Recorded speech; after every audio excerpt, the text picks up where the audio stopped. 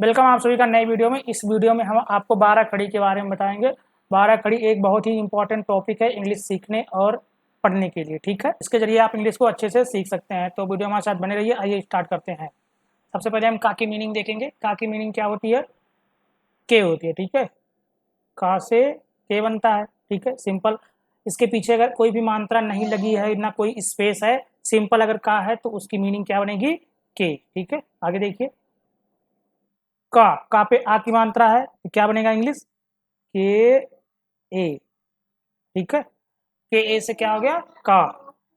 आगे देखिए।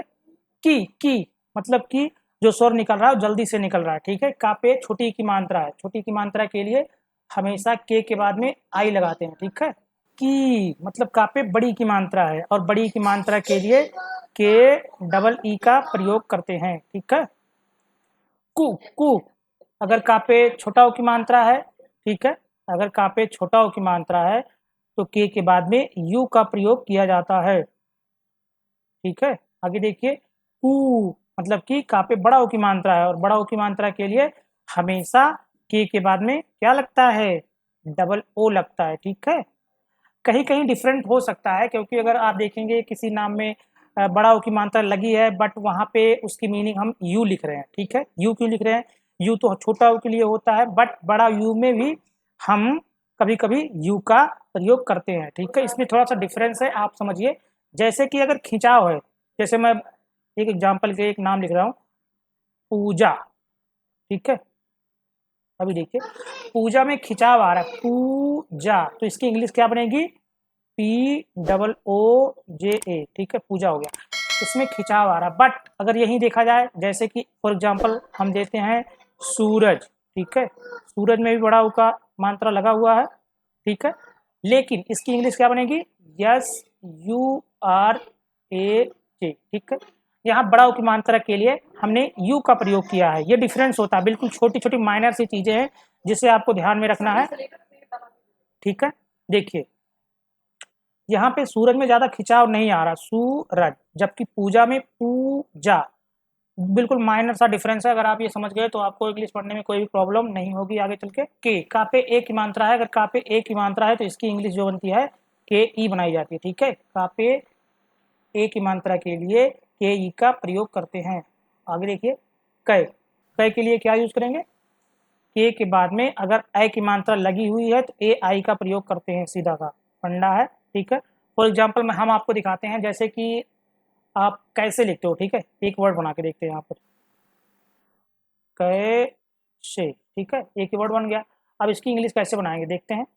के ए आई से कै हो गया और एस ई से होता है। ठीक है, यस से सा हो गया और ई से ए की मात्रा, अभी मैंने बताया आपको, यहाँ पे ई का प्रयोग होता है ए के लिए। ठीक है, एक वर्ड बन गया कैसे।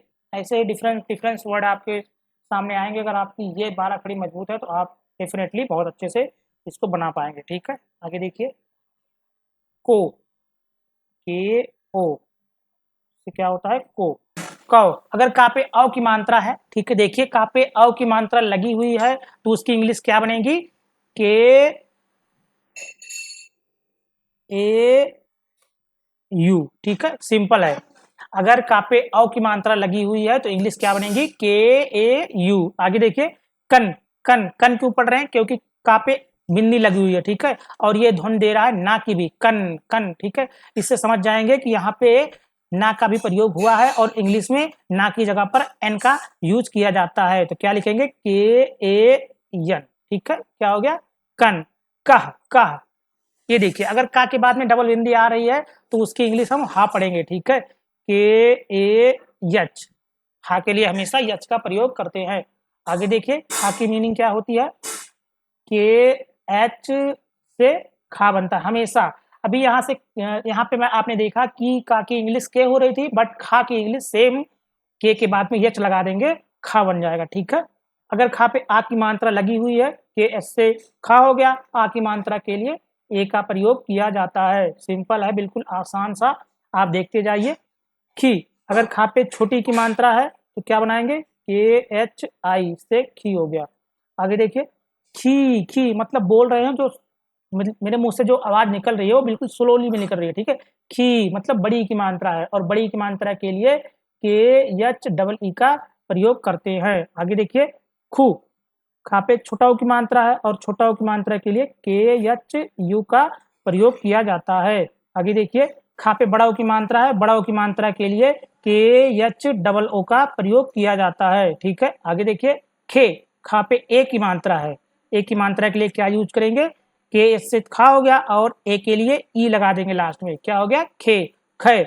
अगर खा पे ए की मात्रा है तो वर्ड क्या बनेगा, के एच ए आई से ख हो गया, खो। आगे देखिए, खो, के एच ओ से खो हो गया, ठीक है, समझ में आया। आगे देखिए, खो, खो मतलब खा पे बड़ा ओ की मात्रा है, और बड़ा ओ की मात्रा के लिए के एच ए यू का प्रयोग करते हैं, सिंपल, ठीक है। आगे देखिए, खन, खन क्यों पढ़ रहे हैं, क्योंकि खा के साथ में ना की भी दोनों आ रही है, मतलब अगर ऊपर बिंदी लगी हुई है, बिंदी लगना या आधा ना दोनों सेम ही वर्क करता है, ठीक है। तो हम यहाँ पे ना की भी इंग्लिश एन होती है वो भी लिखेंगे, के एच ए एन से खन हो गया, ठीक है, खा, खा। ये खा के साथ में हा की भी धुन दे रहा है, तो इंग्लिश क्या बनेगी, के एच ए एच से खा हो गया। गा, गा की इंग्लिश हमेशा क्या होती है, जी होती है, ठीक है, जी से गा बनता है। अगर गा पे आ की मात्रा लगी है तो क्या बनाएंगे, जी ए से गा हो गया।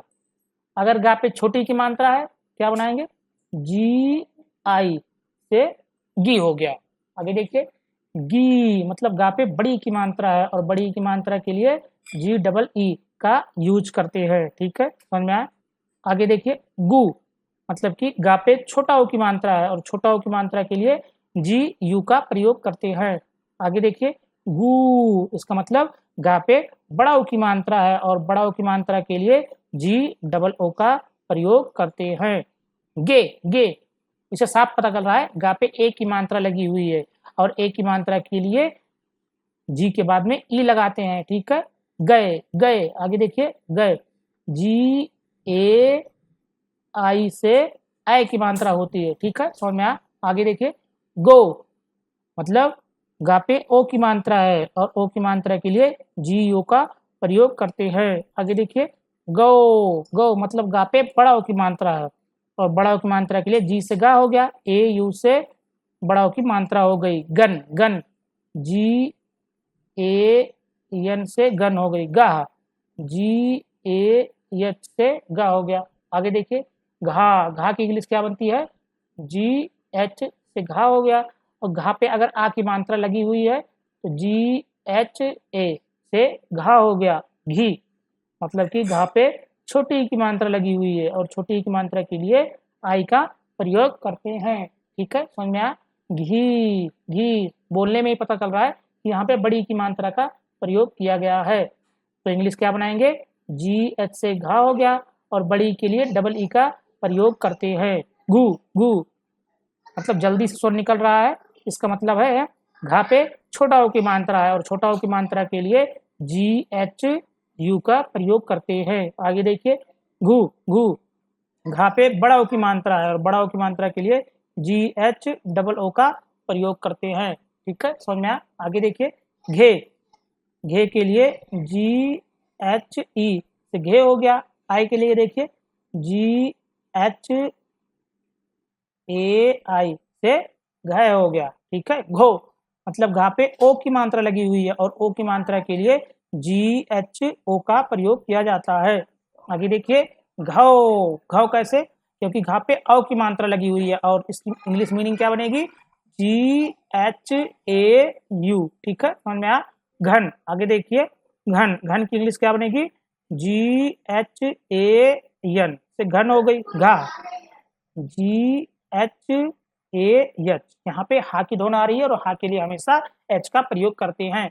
आज का क्लास हमारा यहीं पे समाप्त होता है, मिलते हैं नेक्स्ट क्लास में। इसके आगे के जो बचे वर्ड है उनको हम पूरा करेंगे चा छा जा जा से, ठीक है। अगर आपको वीडियो अच्छा लगा वीडियो को लाइक कर दीजिए, ऐसे वीडियो पाने के लिए हमारे चैनल को सब्सक्राइब जरूर करें। हम डेली बेसिस पे इंग्लिश रीडिंग की ऐसे ही वीडियो लाते हैं।